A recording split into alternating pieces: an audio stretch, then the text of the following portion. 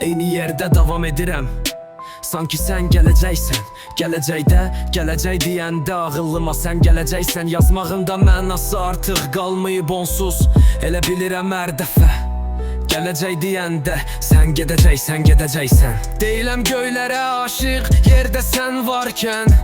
Küləkdə eyni əsmirsən mənlə bir olarkən. Bəlkə də mənim də vardı özümə görə səbəblərim, amma inanmırdım yuxuma gələrsən mən evdə yatarkən. Öyrəşməmişdim sevməyə, nə də ki sevilməyə.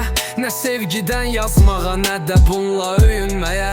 Əməlli yaşayan ölüydüm, bu ürək döyünmürdü. Artıq bir səbəbi var səninlə döyünməyə.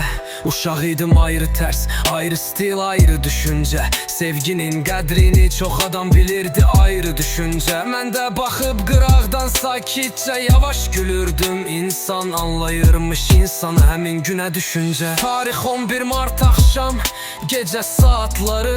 Baxdım saatlara, dayanıb qum saatları. Həmin an evdən uzaqda səninlə danışırdım. Bir yandan sayırdım mən evə getmək üçün saatları. Gözlərin dəniz deyil, amma ki dərya kimidir. Baxışların bədənimi istidən qalan yorğan kimidir. İndi sadəcə aşiqəm sənin hər şeyinə. Səndən öncə mən də bilmirdim ki mən kim idim.